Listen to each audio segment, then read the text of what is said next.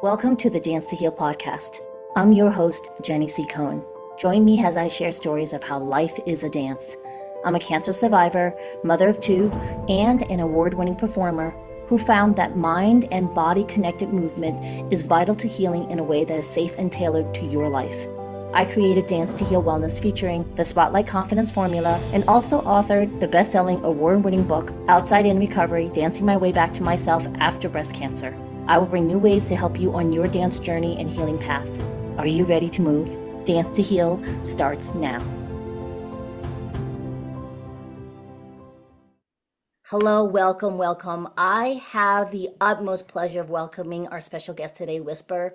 Whisper helps moms decode their hip pain while living the mom life and medical gaslighting. I love the fact that she helps us finish the story that doctors never finish. Welcome, Whisper. Hi, thank you for having me. I'm so excited. So we were talking about the when moms have hip pain, and I was asking her, does that usually correlate with perimenopause, right? Will you share with the audience what that age range is? Uh, Believe it or not, you can start as young as 35, if not sometimes younger, depending on your hormones. Just our bodies love playing with us, always keeping us on our toes. Well, Whisper, has a breast cancer survivor, oftentimes women after breast cancer treatment, like if we have to go through chemotherapy, we're thrown into menopause from chemo. And Yeah. so no one talks about the hip pain that can come from being in menopause from medical treatment. And then before I get ahead of myself, what what does that mean when you're talking to moms with hip pain, Whisper? It might not even be hip pain. You might be feeling the hip pain and very well. Okay, let me step back. It very well might be hip pain. Yes. But that pain also can stem from anything. It can stem from the stress in your life, the hormones, the way you walk, the way your knees bend. It could be the way your shoulders are. It could be a wide range of different things. For me, it stemmed from my pregnancy, but it stemmed because I had a tilted pelvic and my pelvic was twisted. And that's how I had the hip problem that could have been prevented from the very beginning. But nobody told me about it until years. And I went through 13 different doctors, and my last doctor sat me down and really zoned in on my body, not what the textbook was saying, but what my body was saying to him just by the way I was speaking to him. And that's how he narrowed it down for me. And he's like, well, this could have been prevented right from the beginning. I'm like, where were you 7 years ago? I could have prevented surgery. Yes, you've had multiple surgeries, right, Whisper? I had one with multiple repairs. So I had a pincer impingement. So that's a shaving of the of your bone. And then I had cartilage damage, which he had to shave down my femoral bone. And then I also had a labrum tear, and I needed 4 anchors into that. And that all could have been prevented this entire time, and nobody helped me. That's an Or incredible amount of growth. nobody actually knew how to. I personally did not know how to talk about my body, to explain to the doctor on how to take care of my body. But those exams were coming in and those blood works were coming in clear, which was telling the doctor like there's nothing wrong with me because they go by the scans. And the way I was speaking to the doctor was not the way that I should have been speaking. I was using the wrong terms, and so was he, or because I've only had male doctors through Can this you whole can you situation. give us an example of what you said before you were able to find that doctor to help you, and then what you said after? Just a couple different words that were used that made a big difference. So my main one was I kept a journal. I after a couple doctors, I'm like, I don't. There's something has to help me. I have to help myself. I started keeping a journal. My mistake was the journal I was keeping was only on my bad days. I wasn't keeping a journal on my good days either, like what I did that day. So, with using my 13th doctor, I went in with a big binder full, and I like slapped it on of the exam table. I was like, "Here's all my notes. Here's I every doctor I left, I requested. This one's a big one. I requested that they documented that there's no further testing they could do for me, and they are denying, or they are denying the testing, because a lot of them would not do an MRI because my x-rays were clear. The MRI is more like a 3D type version where they can really see what's going on in your hip. And I knew right away it was my hip. But in reality, it was more than just my hip going on. So I had them document it, and I made sure before I left that office that that was in my notes, that they could not help me any further along. And that is huge, because now when you move to your next doctor, you have all that information with you to be like, hey, here's more info. Because believe it or not, a lot of our exams are not documented. And to make sure you look at it and be like, whoa, whoa, whoa, whoa, you forgot to put my blood pressure. That's not what my blood pressure read, because your blood pressure correlates with your pain, everything, no matter what it is. And I'm small, I'm petite, and I was still told I needed to lose weight. And that's why my hip. So, right? It's insane. So, you need, when I say every little detail documented, absolutely. And also have somebody in that exam room with you as well, whether it's a nurse or a friend, a spouse, somebody, and not your babies, because your babies can't talk. But you need somebody else in that exam room to be your backup, because you never know how that doctor is going to treat you. Because I was touched inappropriately, my first doctor, and Uh-huh. that was not documented. Oh, Whisper. Well, I voice record every one of my doctor's visits because I Well, wanted I mean, documentation what they said to me. yeah, I was 24, 25 when my hip pain first started.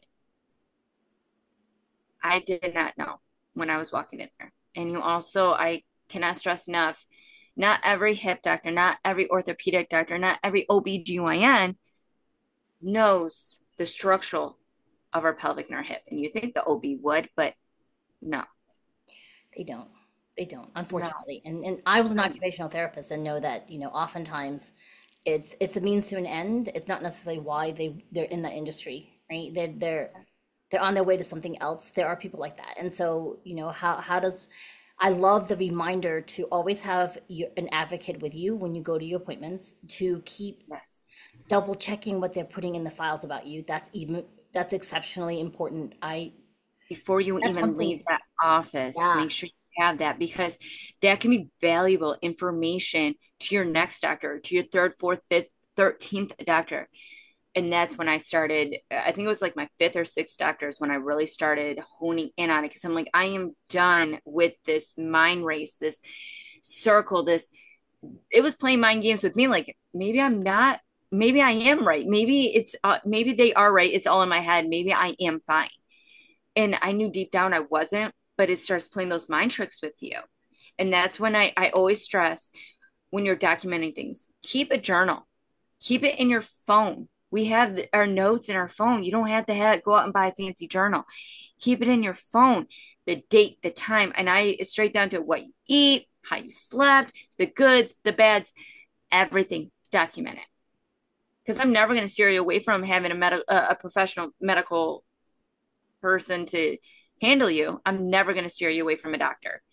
I am going to steer you into the direction on how to speak to your doctor, Yes. because every single one of them went to school for the same thing, but each one of them learned a different thing. Yes, they did. And they're only human.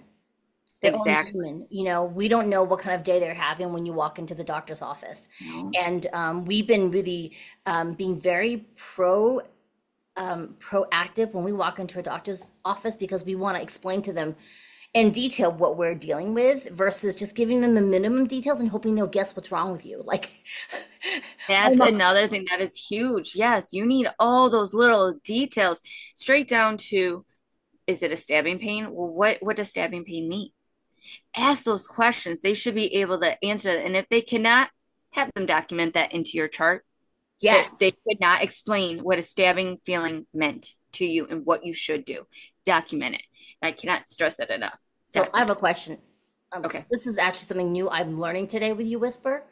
So, me as a client or patient of a doctor or any clinician that I'm seeing, I'm allowed to look at the notes that they document of me.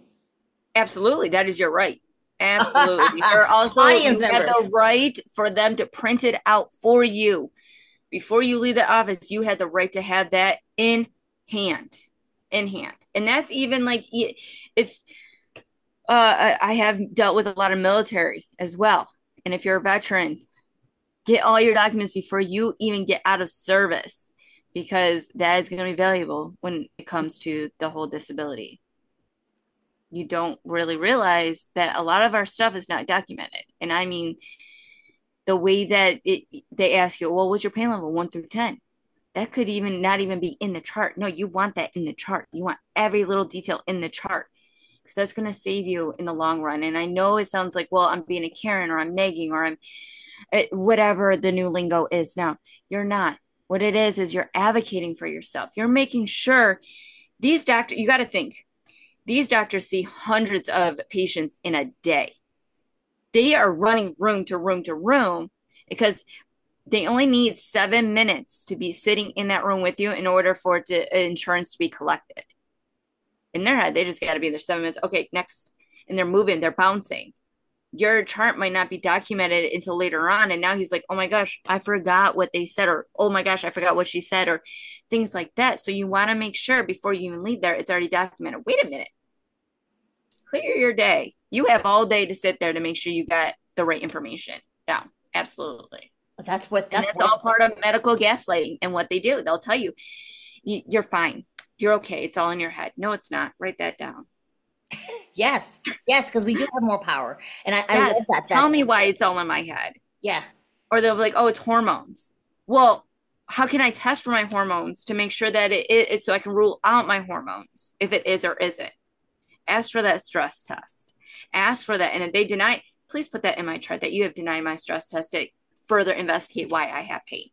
And you're not being difficult. You're not. You're advocating for yourself. And there's a difference, because you can talk nicely to them. You don't have to be mean to them when you ask these questions at all.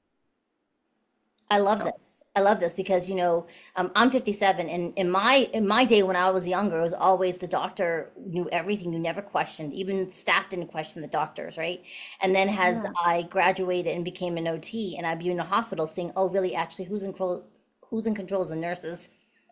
They're running the complete show behind the scenes, catching all the pieces that the doctors who are overloaded are dropping, right? And so audience members, I really cannot stress enough for you how important it is that you take note that the only person that can help you get the best care is you. And you don't have to do it in a mean, obnoxious way. You can do it in a kind, firm, boundary setting way about how you expect to be treated, because you're training them how to treat you in the future, by very clearly wanting documentation. And who knows, you saying that to this doctor either can give them an insight on, oh, wait, maybe I should ask that question, because again, they are only human. But you're also having the voice for another mom, another woman, your daughter, your nieces, to be able to have that voice and get the advocate, to be able to speak freely for themselves to get what they need. And it doesn't have to be about pain. It can be about anything. Mm-hmm. You want to be able to talk and have it taken care of. Whisper has an amazing array of gifts for you. So when you go to her website, The Hip Whisper, that's with the THE and then HIPWHISPER.com. Okay. She has so many gifts for you available there. And I make sure that you go and take the quiz to see kind of what does it mean when you have hip pain, and she'll help you dissect that. I mean, I remember I always had pain on and off, and then we were rear-ended by a really drunk motorcyclist. Like he was like trying to whatever. Anyways, I ended up with an SI injury. So where the tailbone aligns to your hip bones, it was completely off. And for a year, I was getting nerve blocks, cortisone shots, procedure where they go and like burn your nerves. Mm-hmm. It didn't help because the actual alignment in my back hip was off completely. And it got to a point where they were like, oh, we're going to do a PRP, where it was like all expensive out of pocket. They had to draw my blood, spin it to get the protein, and inject it into that joint. And then the doctor's like, well, you also have an SI misalignment. And then he sent me to a physical therapist that to this day, 2-3 years later, I still do those exercises, because it turns out, I think, that hip misalignment was already there and it just got worse from the car accident. Yes. And you got to think the way you still walk, the way you sit, the way you stand, the way your shoes, everything. You have, or not you in general, but like in general, we build these bad habits without realizing we have built these bad habits over time. So it's our job to break those bad habits into good. And that's where the hip pain SOS comes into, because we break those bad habits. That way you can check yourself while you're brushing your teeth. Like, oh, hang on, let me straighten myself out. Breathe differently. The way you breathe can misalign things and hurt your hip or your SI joint. It's those silly little things that you don't realize you do every single day because we're so used to it, that can get us all out of whack. And I wish the doctors or the physical therapists would bring that to light. It's like the way you stand, the way you walk, your breathing can even mess it up. Yeah. Yeah, I that's a great reminder because even now as I'm standing for this particular podcast, because I stand for all my interviews, Mhm. I've always been really careful because I notice that most of us when we're waiting or standing, we tend to prop. We prop on one hip. We're rarely, Yes. moving and shifting our positions all the time. And being an occupational therapist for me before my kids were born, I know all about that. Like I have my husband's whole entire workstation set up ergonomically for his best function so he can avoid carpal tunnel, you know? Yeah. And we have all kinds of different chairs in the house so that you're always never in one stationary position for too long. And so it's really Mhm. interesting that even with that, it's still easy to go into an old habit that when I think about it, Oh, and what you're saying was, like, oh definitely. yeah, That's me. I'm constantly adjusting myself because I'm like, oh, got to correct myself. And it's not because we're not perfect. There's no such thing as a perfect human. But what we have to be is more mindful of things. If you're the way you're pushing your shopping cart can be messing everything up, or silly little things like that. It's amazing because you got to think when you get pregnant, your belly, your pelvic is starting to tilt because it's supporting all that weight on on to keep you sitting upright or standing upright. And then all of a sudden, there's no more baby, but we're still used to being in that position that we have not corrected our pelvic back. And I wish at our 6 week checkup, somebody would be like, hey, you got to check your pelvic. That's why I always stress wear your support belt while you're pregnant.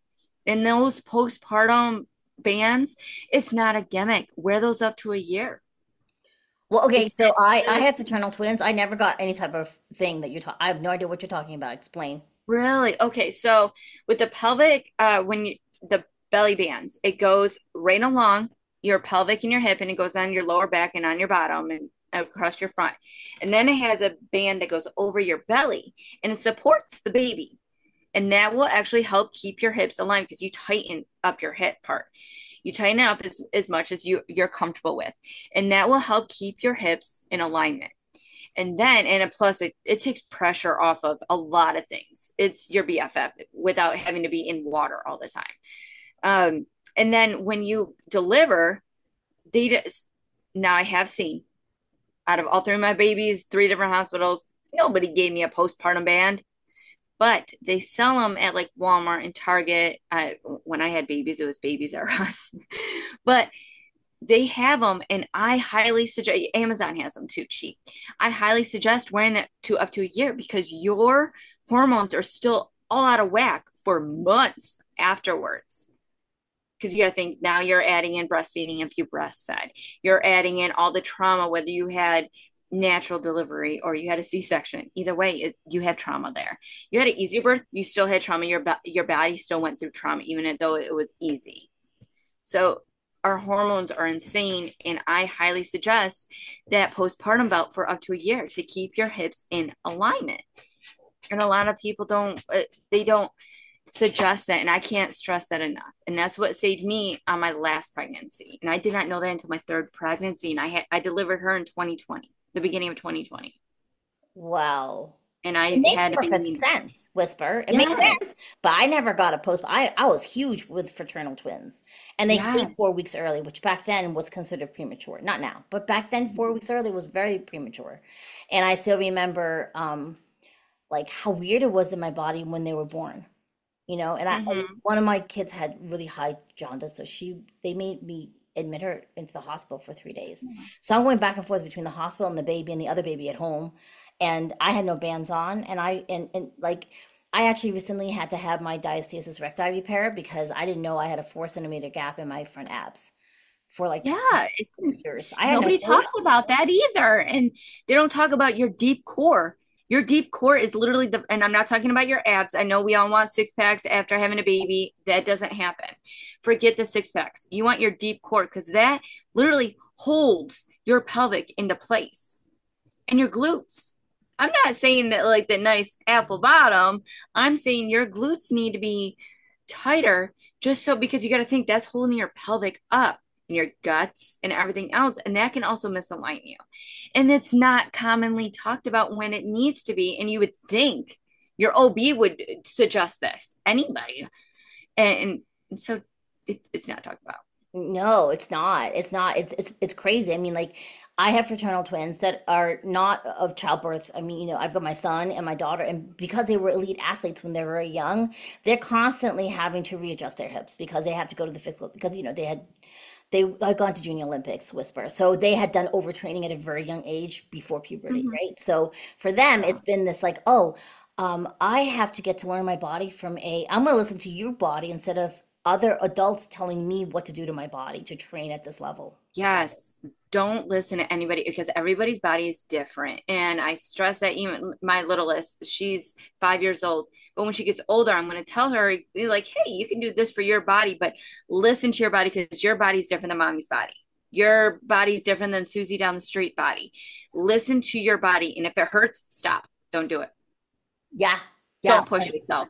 So we're gonna Take that close. rest because those little whispers are going to turn into screams. And I'm not saying it because it's my name and I'm not, being silly about that, but it's true. Those little whispers that your body's signaling can turn into screams. And that's when you don't want those screams. You You don't want those screams. mm-hmm. I mean, that's they suck when your body's screaming, really, because but by Yeah. then you don't when someone's screaming, they're already in so much stress you can't even understand it anymore. It's just an emergency at that point. Yes. And And, as moms, we put ourselves on the back burner. yeah. We got to stop doing that. And it's not selfish. Guess what? Screen time is the best time. You need that 5 minutes. You don't need to go to that playground. Pop on your favorite movie, pop some popcorn, and relax. Because guess what? Those babies don't care that they didn't go to the playground. They care that they're spending time with their mommy. Yes. Take that rest day. Take it. Make sure that you are paying attention to your body. If you're having any kind of discomfort in your body, make sure you start documenting it. And then I loved your share in the beginning of the interview, Whisper, when you're saying, oh, you also have to note when you're not in pain what happened. Very few women has your acquiring adulthood, right? We're never taught, oh, you need your proper rest. Like sleep is very important for us because that affects our cycles, it affects your hormones. Even food choices affect everything. And dare I say, if you're not aware that an anniversary that rolls around is really stressful for you, that's something that you want to be really aware of, folks, because sometimes the hip pain is reminding you didn't acknowledge that this anniversary came around, right? And how do you know when Document the weather. The yes, weather can affect with your hips. Every little detail. And I know it sounds so ridiculous, like Whisper. I already have so much going on in my day. I know you do. Mhm. But if you could just voice memo it and then write it down later when the kids are in bed or anything, be like, oh, I forgot this. That's a stress. You forget your kid forgot the water bottle and you come home and oh my God, I had to bring that back to school. They have gym at this time. I got to make sure I'm there before that. That's a stress. Even though you don't think it's that big of a stress, it's a stress. So Yeah. you make a very valid point there. Yeah, yeah. We're giving you permission slips to take time out for yourself. Here's a reminder too, because my kids are grown, and if you have kids of any age, understand that you're role modeling for them how to treat themselves by how you treat yourself. So when you say, I don't have time to take care of myself, they're gonna learn, oh, they don't have time to take care of themselves. So it's not just a selfish, oh, take care of yourself first, which is self-care. All right, folks? Yes. Really important. It's self-care. That's the big thing that I've been learning these days. There was a famous actress, she was interviewed on a stage, and there's a meme going around where she's like, I was asked once if I'm high maintenance, and I answered, yes, I am, because I maintain it. And I was I like, love great. that though.